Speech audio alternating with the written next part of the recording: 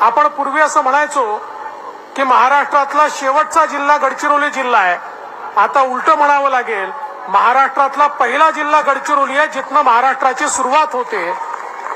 आणि आज आपण पाहतोय ज्या प्रकारचा विकास, मग तो रस्त्यांचा असेल, तो पुलांचा असेल, तो इन्फ्रास्ट्रक्चरचा असेल, आज मायनिंगच्या माध्यमातून मोठ्या प्रमाणात ज्या अपॉर्च्युनिटीज या ठिकाणी तयार होत आहेत, मला असं वाटतं की येत्या काळामध्ये सातत्याने आपण जो प्रयत्न करतोय त्या प्रयत्नांमुळे आपला जो गडचिरोली जिल्हा आहे हा next steel hub of India होणार आहे। आणि मोठ्या प्रमाणात आमच्या मुलांकरता या ठिकाणी रोजगाराची निर्मिती ही त्या माध्यमातून होणार आहे। आणि एवढंच नाही तर महाराष्ट्राच्या तिजोरीला देखील खूप मोठ्या प्रमाणात गडचिरोली जिल्हा कॉन्ट्रीब्यूट करेल, अशा प्रकारची अवस्था आता हळूहळू निर्माण होते। आणि हे सगळं करत असताना गडचिरोलीतलं जंगल, गडचिरोलीतलं पर्यावरण, गडचिरोलीतली आदिवासींची संस्कृती, या कुठल्याही गोष्टीशी आम्ही कॉम्प्रोमाइज करणार नाही आहोत। यातली कुठलीही गोष्ट ही नष्ट होऊ देणार नाही आहोत, कारण हे खरं वैभव गडचिरोलीचं आहे। ते वैभव टिकवतच गडचिरोलीचा विकास करायचा निर्धार आपण या ठिकाणी तयार केला आहे।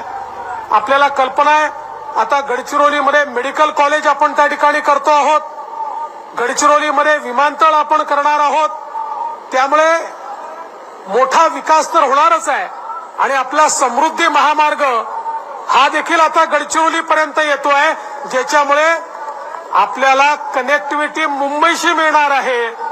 एक नवीन गडचिरोली आपल्याला पाहायला मिळणार आहे, रेल्वेची कनेक्टिव्हिटी देखील मिळणार आहे। आणि आता तर गडचिरोलीला पोर्टशी जोडण्याकरता देखील आम्ही एक अभ्यास गट निर्माण केलेला आहे की जो अभ्यास गट आपल्या गडचिरोलीच्या नद्यांमधनं आपल्याला जहाजाची वाहतूक करून आंध्र प्रदेशच्या पोर्टपर्यंत थेट कनेक्टिव्हिटी आपल्याला निर्माण करणारा अशा प्रकारचा अभ्यास गट निर्माण केला आहे। म्हणजे सगळ्या प्रकारची कनेक्टिव्हिटी ही आपल्या गडचिरोलीला या ठिकाणी प्राप्त होणार आहे आणि त्यातनं प्रचंड मोठा विकास या ठिकाणी साधण्याचा प्रयत्न हा आपण करतोय।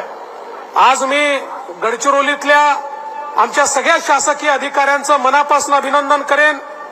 या ठिकाणी आमचे आत्ताच जे आयजी म्हणून प्रमोट झाले ते संदीप पाटील आहेत, किंवा आमचे एसपी निलोत्पल आहेत, आणि त्यांच्यासोबत आमचे जिल्हाधिकारी मीणा आहेत। या सगळ्यांनी अतिशय उत्तम काम केलेलं आहे आणि म्हणूनच आज गडचिरोली इतक्या वेगाने विकासाला जातोय।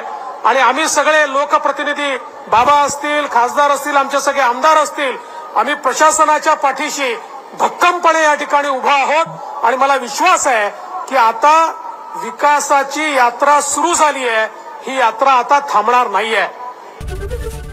एबीपी माझा, उघडा डोळे बघा नीट।